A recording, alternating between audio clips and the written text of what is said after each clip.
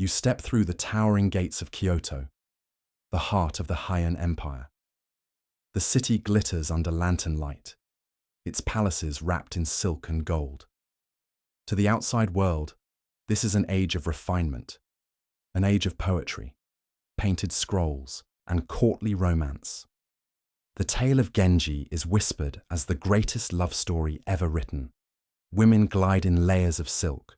Men compose verses as though every breath is art. But you are not meant to stop at the surface. Tonight, you slip past the screens, where the elegance begins to decay. Behind the painted fans and perfumed letters, desire is not tender, it is calculated. Sex is no simple pleasure, but a weapon of clans, a currency of power, a stage for humiliation. Here, beauty hides cruelty, and refinement conceals rituals that would leave even the most hardened of modern eyes unsettled.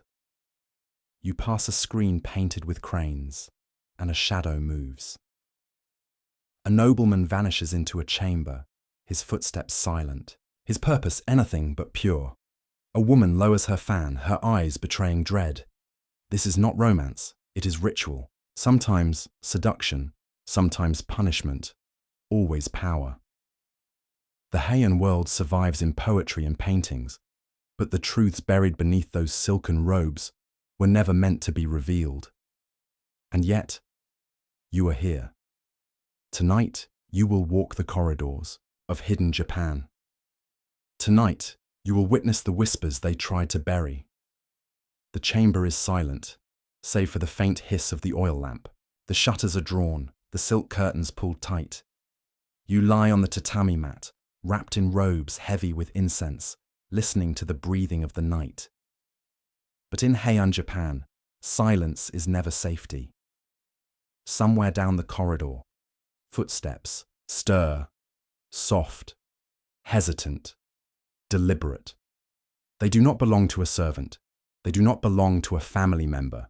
They belong to a man who has chosen this hour, this darkness, to enter where he should not. This was Yobai, the night crawl. To outsiders, the Heian period is remembered for its poetry, painted screens, and whispered romances. Yet beneath, the art was this ritual of trespass, where men slipped uninvited into women's chambers, claiming the right to their bodies under cover of night. And what shocks you most? It was not scandal. It was custom. You feel the mat creak as weight settles. Beside you, his hand brushes the silk of your sleeve. If you resist, if you cry out, it is not he who will bear shame. It will be you. The Heian court punished women for their refusals, not men for their intrusion. To protest was to risk exile from the world of refinement, to be cast out as a woman who had dishonored herself. Lady Sei Shonagon, in her pillow book, hints at the dread of these silent encounters, women lying still, waiting, never knowing who might step through the door. The tale of Genji, celebrated as the world's first novel, romanticizes the practice, its hero gliding through chambers to claim women in the dark. What literature painted as elegance, diaries whispered as terror. Imagine lying awake, ears straining for every creak, knowing that any moment the sliding screen might part. Some women slept with knives hidden beneath their robes, a last defense against the violation that came cloaked as tradition. But even that defense carried risk. If the blade left a mark, it was she who would be judged for cruelty. He would be pitied as a wounded lover. The Heian court framed it as seduction, but for the women who endured it, Yobai was a ritual of power, humiliation, and silence. A game where men rewrote desire as conquest, and women's choices were erased, behind fans and paper walls. Do not speak of it, a nobleman might whisper as he slipped away before dawn. For your honor, you must remain silent, and so, silence became the currency of survival. By daylight, you would rise, paint your face white, blacken your teeth, and join the court as though nothing had happened. To speak of the night was to invite ruin.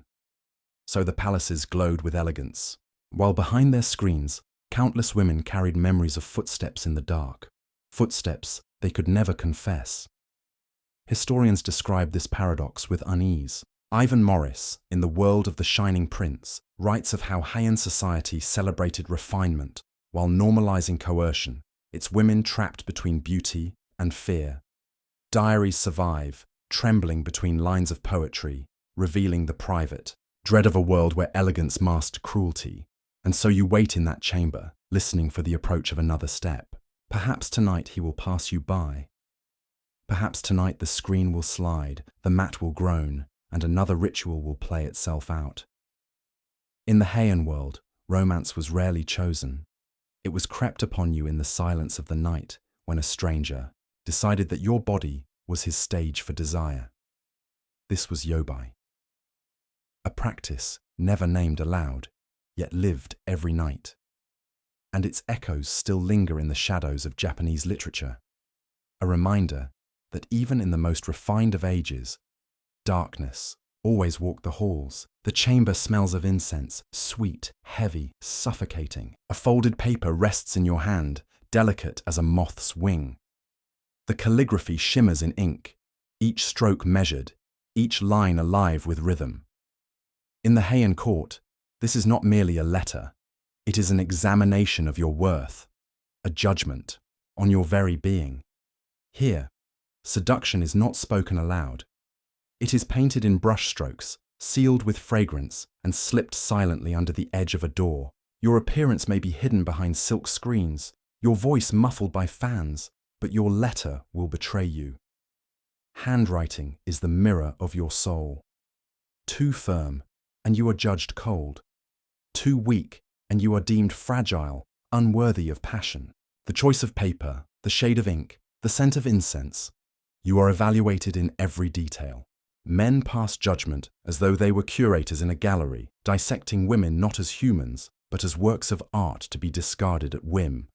Her strokes are uneven, one nobleman sneers, tossing a letter aside. A woman of careless spirit. Another lingers over the perfume, inhaling deeply before declaring, "She reeks of desperation." For some women, rejection did not come with words, but with silence.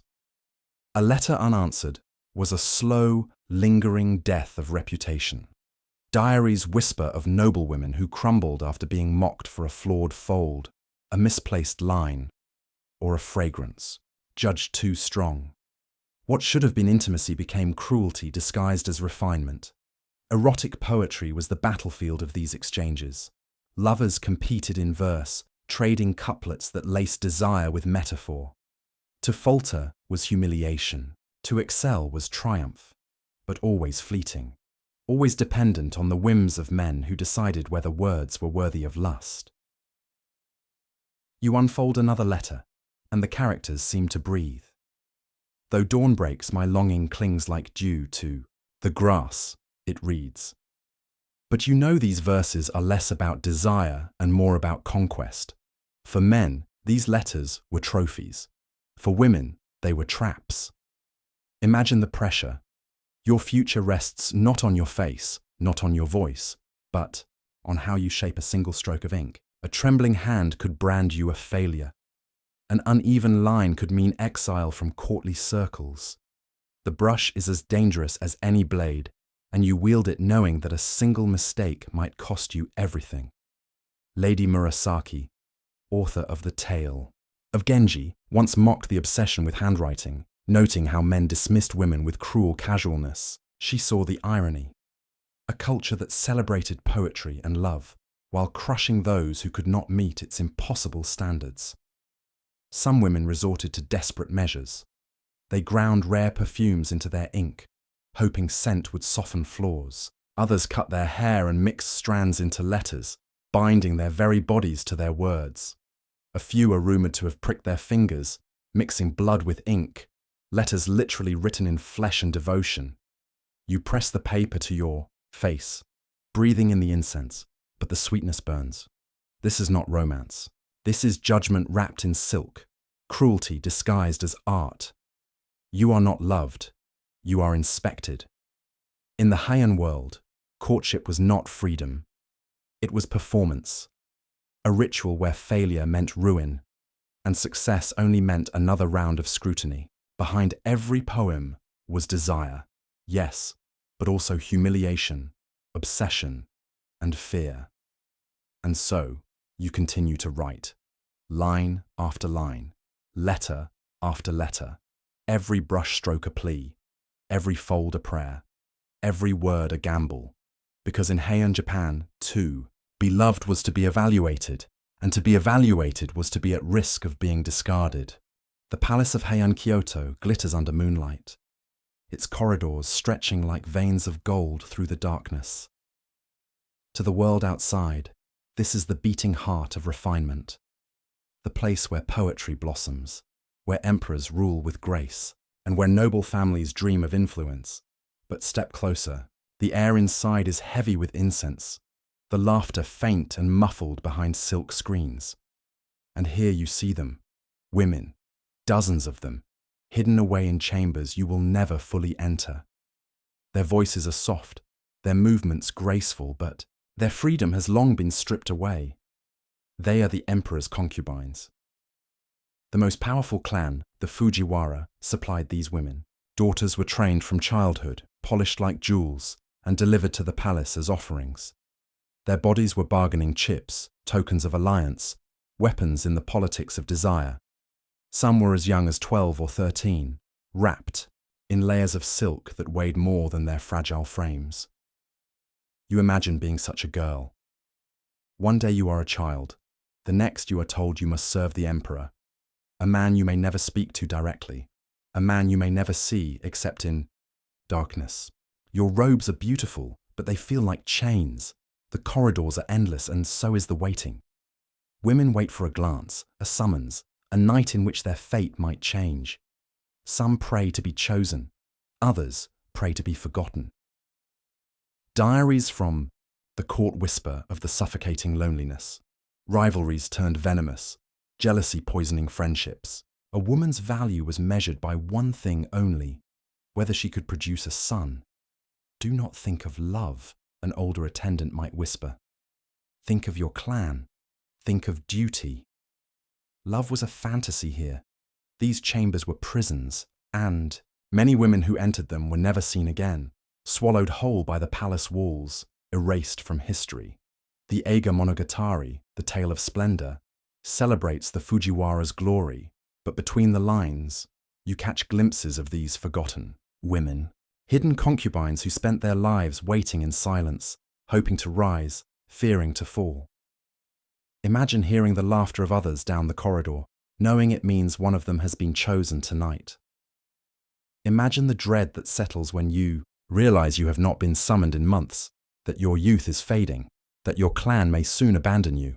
You walk past a row of painted screens. Behind one, a girl is practicing how to bow, her head lowering again and again until her neck aches. Behind another, two women whisper, their words sharp as blades, each plotting how to outshine the other. And further still, one woman sits alone, staring at the lantern, wondering if she will ever again see the world beyond these walls. These were not palaces of love. They were breeding grounds of power, where the emperor's body became the center of political strategy. For the Fujiwara, every daughter was a pawn, every womb a potential crown. And yet, behind the silks and the shadows, there were also tragedies. Girls who wasted away from despair, women who died in childbirth, rivals who fell ill under suspicious circumstances. The walls of the palace absorbed it all, keeping their secrets for centuries. You step deeper into the hall, the air growing colder despite the golden glow. And you understand now. The Heian Palace was never a sanctuary. It was a gilded cage, a place where women became ornaments, sacrifices, prisoners to ambition. Their names are mostly forgotten, their voices silenced, their lives erased. But if you listen closely, in the hush of the corridors, you can still hear the faintest echo of their laughter, soft, muffled, and aching with sorrow. The chamber smells of burning incense and bitter herbs. You sit in silence as a servant approaches, with a small iron brush dipped in a black metallic liquid. The mixture tastes like rust, bitter and sharp, as it seeps into your gums. Your teeth ache, your smile darkens, and with every stroke your mouth becomes sealed in shadow. This is ohaguro, the ritual of blackened teeth. In the Heian court, white teeth were seen as childish, animalistic, but black teeth, they marked you as mature, desirable, ready to be consumed by the world of men. To the emperor, to the courtiers, to the poets who wrote verses in your honor, you are now a woman, but to yourself you are a stranger. Your face is stripped of its natural features. Servants shave away your eyebrows, scraping the skin raw, and in their place draw thin, floating curves high on your forehead. Each line must be delicate, unnatural, ghostly. Eyebrows were seen as vulgar, remnants of the untamed body. The painted lines, however, turned you into something ethereal, an ornament of mystery. You glance into the bronze mirror. The girl you once were is gone. In her place stands a creature of fashion, a doll of power. You are expected to be proud of this transformation. Yet deep inside, you feel erased. And then there is the hair. Heian beauty demanded hair that flowed endlessly, a river of black silk cascading to the floor. Women grew it for years, brushing it until their arms ached, perfuming it with rare oils, letting it drag behind them like a living shadow. To men, this was the pinnacle of erotic allure, an extension of sensuality itself.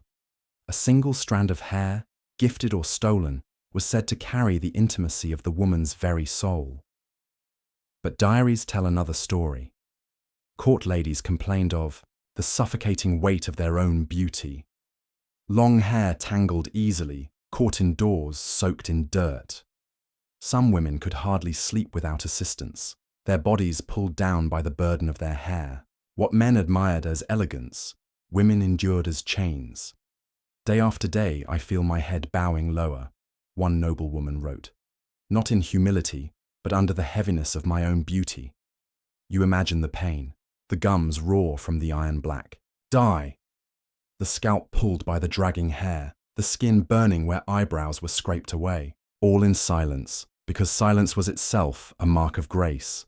To the courtiers, you are perfect. To the poets, you are a dream. To yourself, you are fading. The Heian world worshipped surfaces, yet behind every painted face there were hidden desires. Women, yearning to laugh with their real smiles, to show their bare teeth, to feel the wind in their unbound hair. Yet to do so would be unthinkable. To resist was to vanish. So they performed the ritual. They painted their teeth, shaved their brows, let their hair grow heavier each year. They became living artworks, imprisoned by standards they never chose. And the cruelest truth, these sacrifices were never for themselves. They were for the gaze of men, for the ambitions of clans, for the fleeting chance of rising a single step higher in the court. You sit in the chamber, your mouth sealed in darkness, your eyes reshaped, your hair dragging like a burden behind you. To the world, you are beauty. To yourself, you are unrecognizable. In the Heian court, beauty was not freedom. It was bondage. And women carried its chains in silence. The room is lit by lantern light, their glow flickering across the painted scroll in your hands. You expect grace, elegance, the poetry of moonlit palaces. But as your eyes trace the words of the tale of Genji, something far more unsettling begins to unfold. Written by Lady Murasaki around the year 1000, it is hailed as the world's first novel. Yet its pages are not gentle. They pulse with desire, obsession, and forbidden encounters. Behind the polished screen of courtly beauty lies a mirror to the hidden appetites of the Heian elite. You meet Hikaru Genji, the shining prince. To his admirers, he is perfection incarnate, handsome, refined, graceful in every gesture. But to the careful reader, his charm hides a darker truth. He seduces women too young to understand him. He abducts them from their families under the cover of night. He steals into chambers like a thief, leaving behind both pleasure and ruin. And yet, no one condemns him. Instead, the courtiers who read his tale sighed in admiration. For them, Genji's cruelty was not scandal. It was aspiration. One of his most disturbing affairs begins with a child. Lady Murasaki herself, his future wife, was taken when she was barely a girl. Genji raises her in isolation, grooming her, shaping her into his vision of perfection. What today would be seen as monstrous was then read as romantic devotion. You feel the weight of those words. The brushstrokes of Lady Murasaki, delicate and careful, conceal stories that border on horror.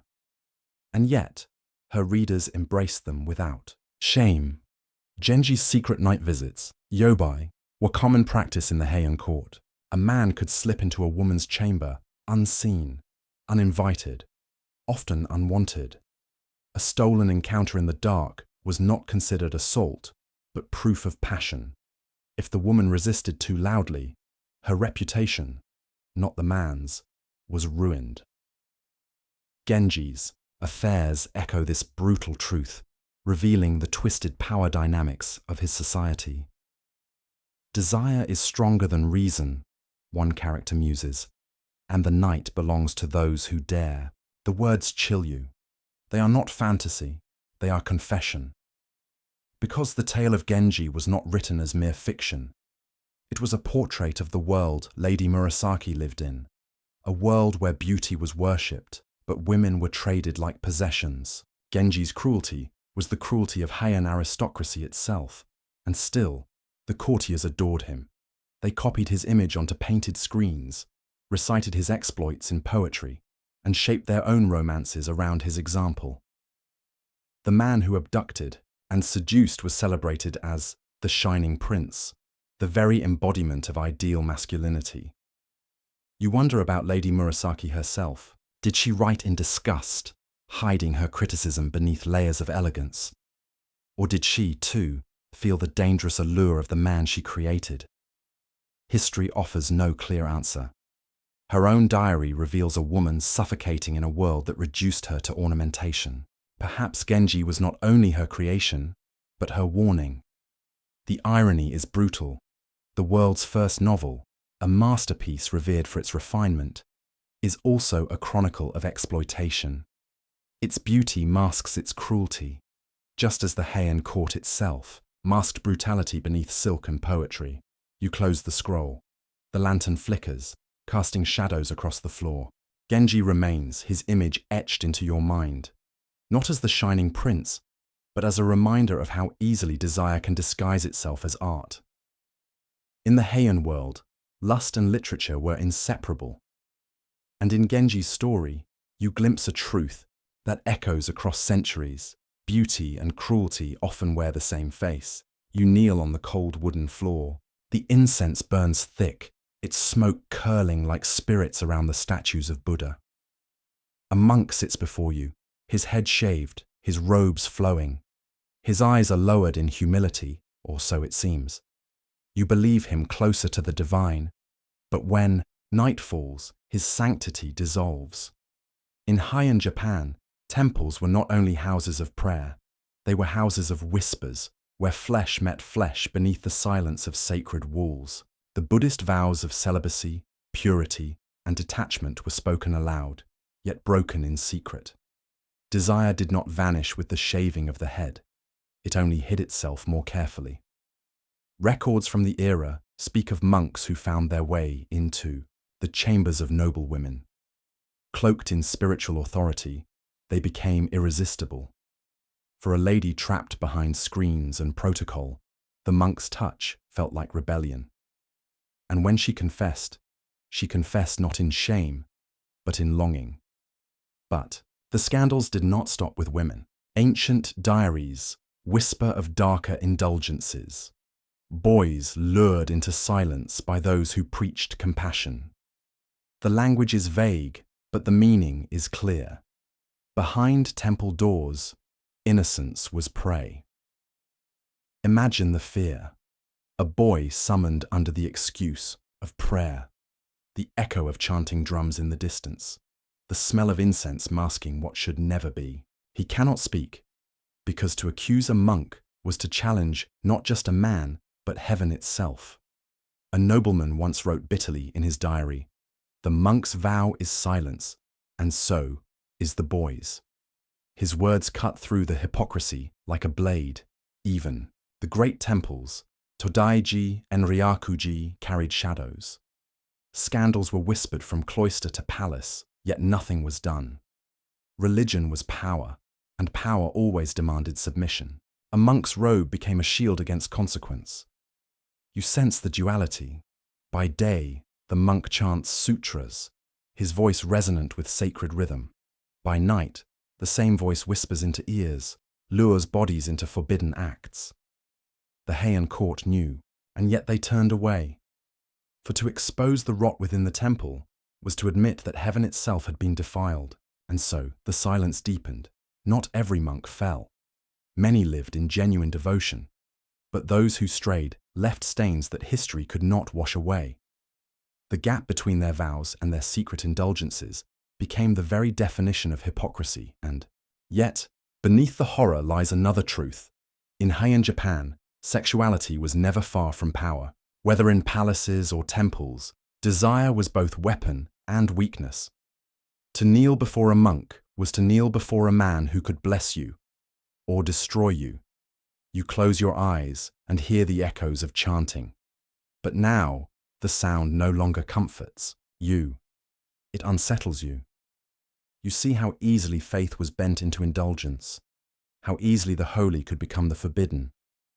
Religion, in that world, was no shield from taboo. It was a mask, and behind the mask was flesh. The night is heavy with mist. You lie in your room, listening to the faint rustle of silk beyond the shutters. A chill creeps over your skin, unnatural and deliberate, as if the darkness itself is breathing down your neck. Something presses upon you, an invisible weight that makes your chest ache and your heart race. In Heian Japan, this was no accident. They called it mononoke, spirit possession. The jealous dead were said to return, their desire unchecked by the limits of life. Lovers scorned, women betrayed, those who died yearning. They could return as shadows, bending the living to their passions. You imagine a woman, heart shattered by abandonment, her body failing in despair. She rises from the grave, her eyes burning with desire and resentment. Every sigh, every whispered plea you hear at night is hers, demanding attention, claiming what she was denied in life. Legends describe these spirits as sexually predatory. A man might feel a phantom touch or hear a voice in the dark that tempts and terrifies. Noble women wrote in diaries of feeling cold hands on their shoulders, of being drawn into forbidden encounters that were not flesh, but spirit. Desire survived death and sometimes thrived more violently than in life. Even funerary rituals carried hidden erotic undertones. Offerings of clothing, scented oils, and painted dolls were made to appease the restless dead. Some believed that a deceased lover's longing could only be quieted through symbolic intimacy, a final act of devotion performed at the boundary between worlds. Priests chanted to repel these spirits, waving ritual implements and reciting sutras, but their authority was fragile. The living knew the truth. Love and lust did not die. They lingered, twisted by grief, jealousy, and rage, manifesting in bodies still warm with fear. You feel it now. The room seems smaller, the shadows deeper. A whisper drifts through the paper screens, a promise and a threat, the echo of a desire that cannot rest. You turn toward the corner, imagining the face of the woman who haunts these halls. Pale, eyes aflame with longing, hair falling like a curtain over her shoulders, her mouth shaped in eternal accusation and invitation. Heian folklore tells of men lured to their deaths by spectral women, drawn into gardens or empty corridors, seduced by the power of spirits who had once been denied life's pleasures. Others wrote of women claiming the bodies of the living, bending husbands or children to the force of their desire. Even the living court feared such vengeance. Gossip whispered that heartbreak, jealousy, and sexual obsession could summon death itself. Those who witnessed strange afflictions, mysterious fevers, sudden madness, untimely deaths, often blamed the Mononoke. The line between erotic yearning and mortal peril blurred, as if the dead were both lovers and predators. You cannot escape the sensation that death is not the end. In this world, desire endures beyond the final breath. Lust and grief fuse into something potent, something terrifying, something eternal. And sometimes it returns to claim you. You close your eyes, feeling the weight on your chest ease slightly, but not entirely. In Heian Japan, love and death were inseparable. The living knew it, the priest chanted toward it, and the dead desired more fiercely than the living ever could. You step into the pale light of dawn, leaving the palace corridors behind. The lanterns are extinguished, the painted screens silent, yet the scent of incense clings stubbornly to your robes. It is beautiful here, so impossibly beautiful that you almost forget the shadows that linger just beyond the silk curtains. You have seen the elegance of Heian Japan, the delicate brush strokes of calligraphy, the whispers of poetry, the shimmer of silk on young skin. You have traced the brush of lovers' letters, watched concubines waiting in gilded silence, felt the ache of beauty rituals that bind the body as much as the mind. But beneath that beauty, the darkness waits. You remember the stolen footsteps. In the night, the uninvited lovers, the secret desires of priests, and the restless spirits whose lust survived death itself. You have walked through a world where power, desire, and cruelty were inseparable, where elegance masked bondage, and poetry carried warnings of obsession, jealousy, and control. Heian Japan is preserved in art, literature, and legend, yet its truths are sharper than any katana. You feel them still, pressing against the edges of refinement, a reminder that human desire has always been as capable of horror as it is of beauty. And as you leave the palace behind, a question lingers. How much of that elegance was ever innocent? How much cruelty, control, and forbidden desire still walks hidden through the corridors of power in our own world? You cannot answer, but you know one thing with certainty: where there is beauty, there is also shadow. The morning sun gilds the rooftops, but even in its light, the darkness has not fully faded.